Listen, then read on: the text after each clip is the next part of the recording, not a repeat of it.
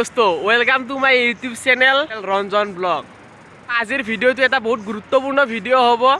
আজিৰ ভিডিঅ'টোত মই আপোনালোকক দেখুৱাম যে এজন বয়সীয়াল মানুহে ঘৰতে থাকি এটা ধুনীয়া সুন্দৰ কাম কৰিছে। চাই ভাল লাগিব ভিডিঅ'টো স্কিপ নকৰা শেষলৈ চাই থাকক। এতিয়া আমি বেছি কথা নকৈ ভিডিঅ'টো আৰম্ভ কৰোঁ। তো পিছফালে দেখা পাইছে মোৰ ৰয়েল এনফিল্ডখন। ओ भाई मारो मुझे मारो मारो मुझे मारो मारो नहीं ये मजाक हो रहा है एक सेकंड। এতিয়া মই ৰয়েল এনফিল্ডখনৰ লগত মানুহজনৰ ঘৰলৈ যাই আছোঁ। এতিয়া আমি যাই আছোঁ মানুহজনৰ ঘৰলৈ। আজ সূৰ্য মানে বহুত ৰ'দ দিছি, একেবাৰে ৰ'দত ক'লা হৈ যাম মই আজি। বন্ধুসকল, এইজনে বন্ধুতাজন যিজনে এটা ঘৰত থাকি এটা অদ্ভুত কাম কৰিছে। কামটো মই আপোনালোকক দেখুৱাম। তো মই নিজে কৰি এটা ফিল্টাৰ বনাইছোঁ। ফিল্টাৰটো এনেকুৱা টাইপত বনাইছোঁ যে ভিতৰত তাৰমানে অক্সিজেন গেছ দিলে মানে পাইপেদি পেপাটো বাজায়। টাংকিটো ফুল নোহোৱালৈকে তাৰমানে পানীটো পেপা বাজিয়ে থাকে। টাংকি ফুল হোৱাৰ পিছত নিজে অট'মেটিক পেপা চাইৰিংটো বন্ধ হয়। দেখা পাইছে আপোনালোকে ফিল্টাৰটো ফুল হৈছে। ফিল্টাৰটো যেতিয়া সম্পূৰ্ণকৈ ফুল হ'ব তেতিয়া এই পেপাটো বাজা অফ হৈ যাব। এইটো এটা চিষ্টেম আৰু যেতিয়া ফিল্টাৰ খালী হয় তেতিয়া এইটো পেপাটো বাজে। এইটো বন্ধ হৈ গ'ল। তোমাৰ এতিয়া টাংকি ফুল হৈ গ'ল যিহেতু চাইৰিং বন্ধ। চাইৰিং মানে কৈ আছে পেপাটোৰ কথা কৈ আছে।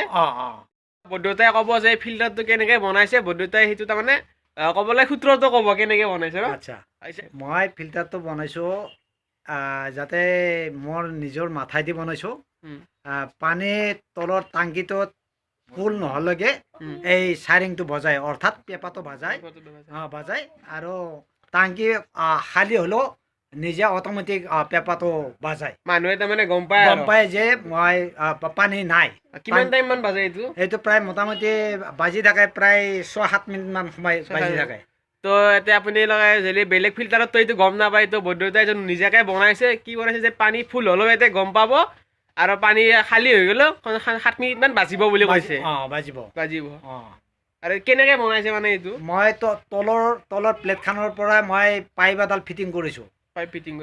পাইপ এডাল ফিটিং কৰিছোঁ যে মানে এই পাইপডাল মই নিজে মাথাইদি কৰিছোঁ যে এই অক্সিজেনটো কেনেকুৱাকৈ ওলাই গ'লে কি হয় এইটো মই নিজৰ মাথাইদি বিবেকেদি কৰিছোঁ। যে তাতে এটা পেপা সোমাই দিছোঁ, যে এই পূজাৰ পৰাই পেপা এটা আনি কেনে এই পাইপডালত সোমাই দিছোঁ। সোমাই দিয়াত মই তেতিয়াহে গম পাম যে পানী টাংকিটোত ভিতৰত পানী থাকিলে কেনেকুৱাকৈ বাজায় আৰু টাংকিত পানী নহ'লে কেনেকৈ বাজায় আৰু ফুল হ'লে কেনেকৈ বাজায়। মানে এতিয়া ধৰক তাৰে ভিতৰত যদি পানী নাই তাৰমানে পেপাৰটো বাজিব আৰু ফুল হ'লে তাৰমানে অক্সিজেনটো কি হয় আকৌ অক্সিজেনটো ব্লক হৈ থাকে। ব্লক হৈ থাকিলে মানে তাৰপিছত সেই অক্সিজেনটো যেতিয়া পানী নোহোৱা হয় তেতিয়া আকৌ ওলাব, তেতিয়া পেপাৰটো তেতিয়া বাজে। তো এইটোৱে হ'ল ফিল্টাৰটো বনোৱাৰ এটা প্ৰচেছ।